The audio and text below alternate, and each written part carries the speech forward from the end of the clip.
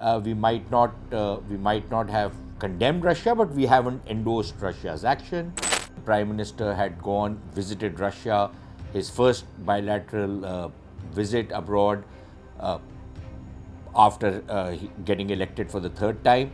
There was a lot of criticism, a lot of uproar in the Western media, especially Prime Minister Modi's traditional beer hug. India feels that war is neither serves the interest of Russia or Ukraine. And very often when India has been asked which side India is on, I think the External Affairs Minister has very articulately put it, India is on India's side.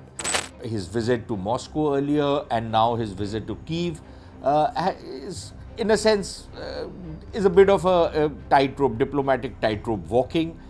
There were a lot of the drum beaters of the government in India who claim that, well, the war will stop and that the Modi magic will bring about a ceasefire and a negotiated settlement. That's utter nonsense. That was not going to happen. India will try and protect her own interests, as all other countries in the world are liable to do. Prime Minister has gone, he's come back. The joint statement doesn't have much. My own sense is that the West will continue to deal with India. The West probably also, I would even go to the extent of saying, needs India.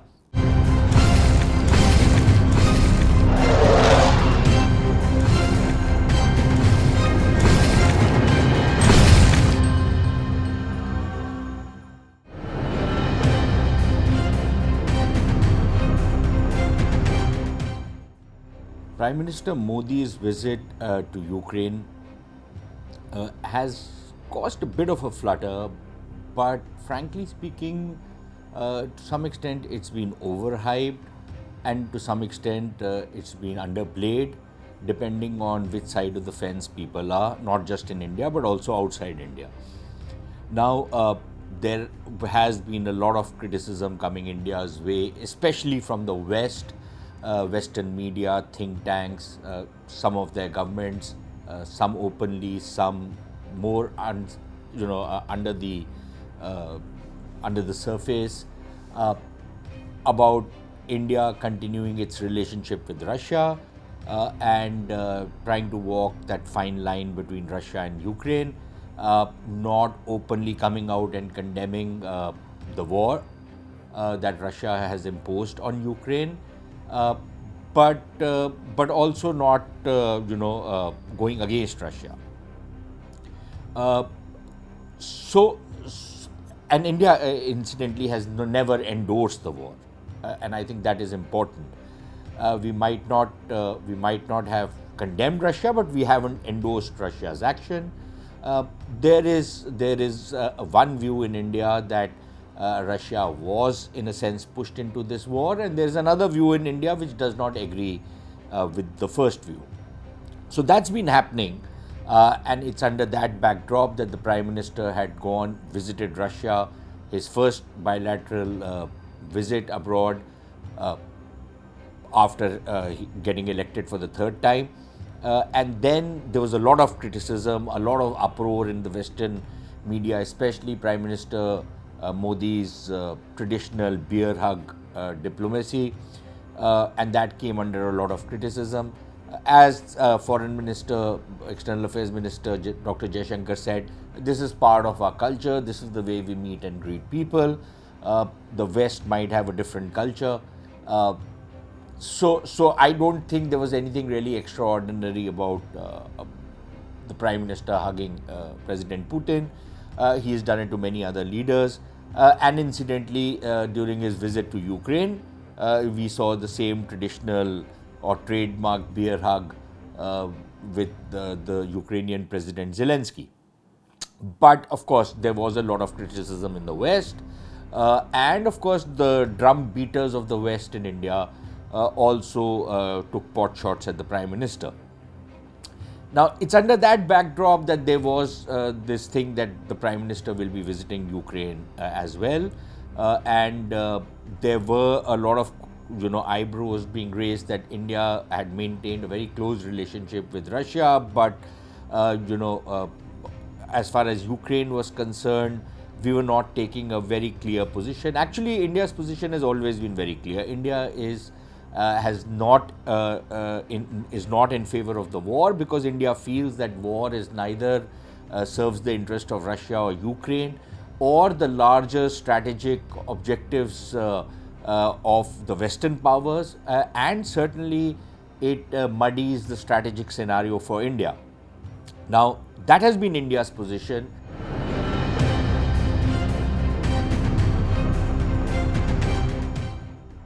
Very often when India has been asked which side India is on, I think the External Affairs Minister has very articulately put it, India is on India's side.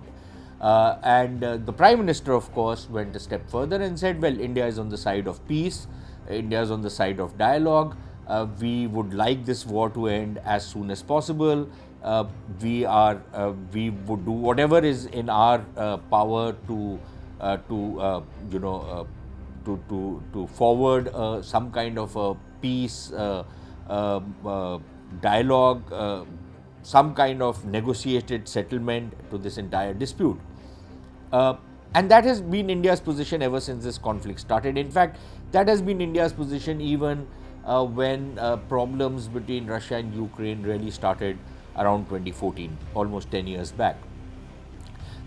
So the Prime Minister went to Ukraine. Many people, and I would tend to go along with it, called it a kind of a diplomatic balancing act. His visit to Moscow earlier and now his visit to Kyiv is, in a sense, is a bit of a tightrope, diplomatic tightrope walking. The Prime Minister pressed the right buttons. He was in Moscow when there was a bombing of a school, children had died, or a hospital, children had died, and the Prime Minister spoke about it while sitting in front of President Putin. He went to Ukraine and he condoled with the Ukrainians on that particular incident. So he's done what what he felt was right.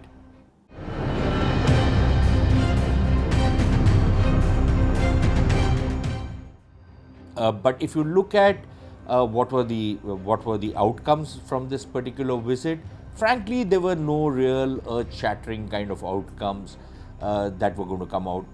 There were a lot of the drum beaters of the government in India who claim that, well, the war will stop and that the Modi magic will bring about a ceasefire and a negotiated settlement. That's utter nonsense. That was not going to happen.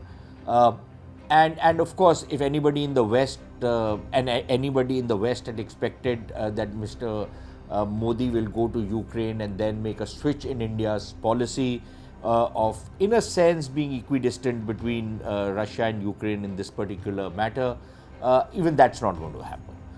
India will try and protect her own interests, as all other countries in the world are liable to do, and as are doing. Now, whether their interests are actually served by war or by ending the war or by rubbing Russia's nose in the dust is another matter. And that's not the topic of discussion out here. The important thing, however, is that the Prime Minister went. All the diplomatic niceties and courtesies were maintained. Actually, not all. President Zelensky, during one of his press interactions, made some rather impolitic remarks. Ideally, one should ignore them, but I think India has been ignoring many such impolitic remarks from its interlocutors, whether it's in Bangladesh, where people think that they can say whatever they want to say to India and get away with it because there'll be no consequences, whether it's Ukraine or whether it's many countries in the West, which openly feel that it is their birthright to interfere in India's internal affairs, hobnob with Indian farmers, instigate them under the umbrella that we are trying to see what kind of investments can be made in the farming sector. If you really were interested in making investments in the farming sector, then you should not have orchestrated some of these protests against the farm laws. You should not have made that big song and dance which you guys did on the farm laws. Your government should have kept their mouth shut if they were actually interested in making investments in India's agricultural sector. But again, I digress, and I want to return back to the main topic. So the thing is that we've reached a point where the Prime Minister has gone, he's come back. The joint statement doesn't have much. There was a lot of talk that there is defense cooperation or equipment that India sources from Ukraine, and we need to protect our supply chains. I've always found that a bit of a stretch, because at a time when Ukraine is trying to get defense equipment platforms from the rest of the world to carry on the fight with Russia, do we really think that the Ukrainians are in a position to fulfill some of India's defense requirements? I don't think so. That's going to happen. In any case, a lot of the stuff which was coming from Ukraine was basically spares of Soviet equipment or Russian equipment. That some of the facilities were in Ukraine. We were not able to get the supplies in time from Russia, so we were sourcing it from Ukraine. Something like that was happening. So I don't think there is much latitude that Ukraine has to be a credible defense partner. For that matter, neither does Russia, because it's involved in a war itself, and the last thing it wants to do is to whittle down its own supplies to be able to supply India. So there is a problem for India as far as the defense field is concerned. So not much was going to come out as far as defense cooperation is concerned with Ukraine. The other agreements that have been signed on pharmaceuticals and culture and stuff like that, that's the normal boilerplate kind of stuff which happens during these visits. So like I said, nothing very exciting, nothing, certainly not anything earth-shattering.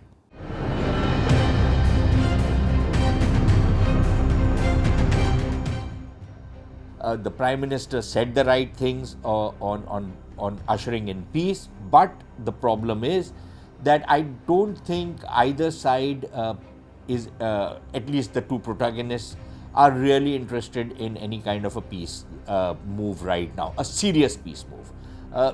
For purposes of diplomacy, for purposes of virtue signaling, they might get into some conferences and confabulations on how to bring about peace, but I don't think there's any serious peace move on the anvil just yet, partly because neither side is so tired of the war that they want to say that, okay, fine, let's go to the peace table, nor I think either side has got what they want out of the war. So I don't think they are going to be interested in peace.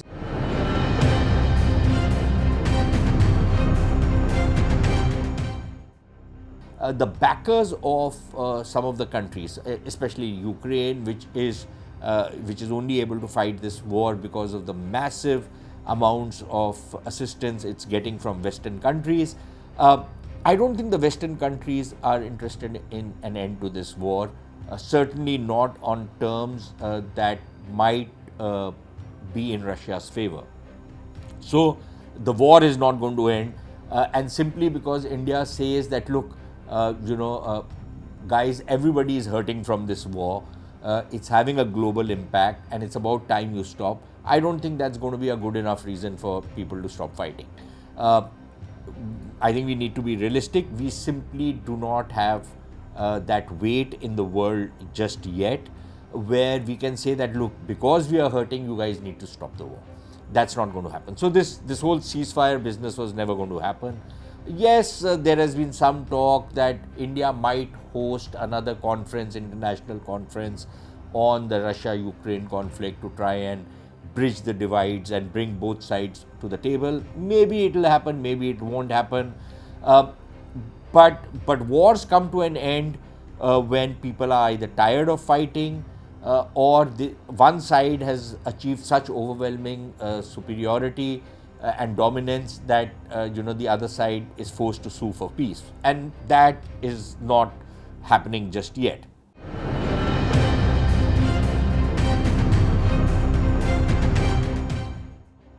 The other reason I think for the Prime Minister's visit would have been to reassure the West that while India wants to maintain her relationship with Russia, and that's a very critical relationship, it does not mean that we are not mindful of Western sensitivities. Now, it's okay that the Prime Minister has done this, but will that change Western perceptions of Mr. Modi and his government? I don't think so. My own sense is that the West will continue to deal with India. The West probably also, I would even go to the extent of saying, needs India transactionally. But I don't think the Western establishments are ready to really accept Mr. Modi and his government as equal partners. The West wants India but does not want Modi.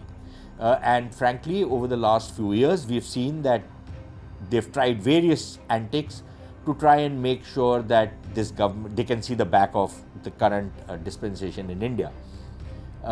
Like I said, we need to distinguish between the West wanting to side with India, but the West being anti-Modi and wanting to get rid of the current government. The two are do not necessarily have to match up to each other. Now that is not going to change because Mr. Modi has visited Ukraine. I don't see that likely to happen. So we will continue to see Western propaganda, the use of the media and think tanks to paint India and the Modi government in lurid colors. I think we need to be prepared for that. And at the same time, we will see a lot of forward movement on defense cooperation, on strategic issues, and many other things.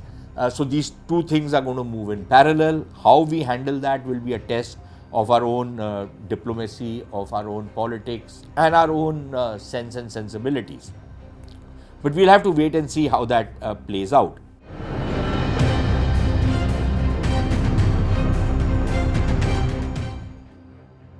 The thing with the West is that we need to understand what the West wants is a friendly India, but an India which puts the Western interests above India's interests. What we are seeing is what I would call the international relations equivalent of that economic theory called the trickle-down theory. The West believes that what is good for the West is good for the world and for India. And if it's not something that the West wants or the West thinks that it's not good for the West, then it's not good for India. And once the West gets what it wants, then some of the crumbs can flow down to countries like India and others whose sole existence is to ensure the West's interests. Now, I think India has agency of her own, India has interests of her own, and India would like to protect those interests. I think, again, the External Affairs Minister said very often that, look, not being Western does not mean being anti-Western. India is not anti-West. But India will have to do certain things, partly because of India's own ethos, and partly because the sheer size of India demands that India has a much larger footprint than some of the other smaller countries that the West is used to dealing with. So yes, we will have multiple relationships with different countries, many of which might be fighting with each other. The same kind of stuff which countries like America do. The US will have very good relations with, for example, the Arab world, but they'll also have very good relations with Israel. They'll have very good relations with India, but they will also have very good relations with Pakistan. So, that's how the US thinks its interests are going to be served. We might not be in the same class as the United States, but we are a significant player and we will also have similar kind of relationships. And I think the West needs to understand this. So that dynamic is not going to change. At the same time, I think the West will continue to, like I said earlier, the West will continue to deal with India, and what they will try and do is, keep the transactional part of the relationship going. Now, frankly speaking, there is this thing that, look, somehow we've made it out to be that in international relations, a transactional relationship is somewhat lower than some other kind of relationship. Frankly speaking, in international relations, all relationships, every single relationship in international relations is a transactional relationship. Once you have a transactional relationship which you find beneficial, then you start putting on other spins on it. The largest democracy and the strongest democracy or oldest democracy, shared values, all those other spins are put onto a relationship which, when it's flowering, is essentially transactional.